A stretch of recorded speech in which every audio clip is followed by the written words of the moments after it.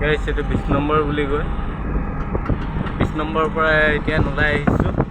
এতিয়া যাম এতিয়া ঠাকুৰধাম।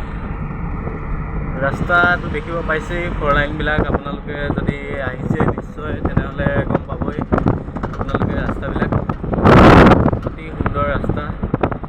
মোৰ মানে কেমেৰাটো ইমান ভাল নহয়তো, আপোনালোকে অলপ বেয়া পাব পাৰে। তেতিয়াতো চেনেল ছাবস্ক্ৰাইব আৰু লাইক কৰি দিব। ৰাস্তাবিলাক চাব আপুনি, ইমান বেয়া ৰাস্তাবিলাক, কি ক'ব আৰু ইমান বেয়া ৰাস্তা।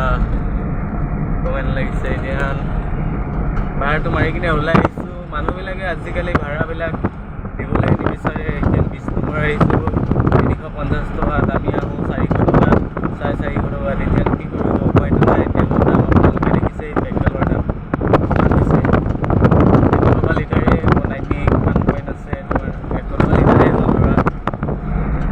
এতিয়া দেখিছেই 100 টকা লিটাৰ তেল দাম কিমান হৈছে।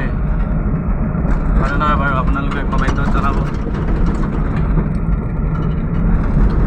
মানুহবিলাকে নিজেও বুজি পাব লাগে, এখন গাড়ী লোৱা মানে আৰু তোমাৰ ইঞ্চুৰেঞ্চ আছে। ইঞ্চুৰেঞ্চতে তোমাৰ কমাৰ্চিয়েল গাড়ী ইঞ্চুৰেঞ্চতে বেছি পইচা যায়। আপোনালোকে যদি নিশ্চয় আপোনালোকৰ গাড়ী আছে তেনেহ'লে জানেই ইঞ্চুৰেঞ্চত কিমান লাগি যায়।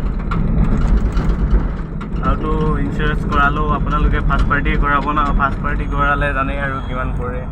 ফাৰ্ষ্ট পাৰ্টিত মানে last second party third party কৰালে আপোনালোকে জানে ইঞ্চুৰেঞ্চৰ পইচা বা ক'ব নাপায় আৰু মানে ধৰক আৰু দুৰ্ঘটনা যদি ঘটা টাইমত ইঞ্চুৰেঞ্চ কৰা নাথাকিলে আপোনালোকৰ বহুত প্ৰব্লেমত ফচি যাব পাৰে। হয় নহয় বাৰু, আপোনালোকে কমেণ্টতে জনাব। মোৰ কেইদিনমানৰ ফাগুৱা দিনাখনতে 14 তাৰিখে মোৰ মা এক্সিডেণ্ট হ'ল। ভিডিঅ' বনাবলৈ নহ'ল।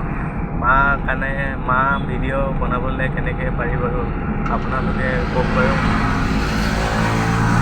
মানে মা এক্সিডেণ্ট হ'লে এতিয়া কালিলৈ কোৰ্টত মাতিছে। এতিয়া কালিলৈ কোৰ্টত যাম, কি হয় গম পোৱা যাব।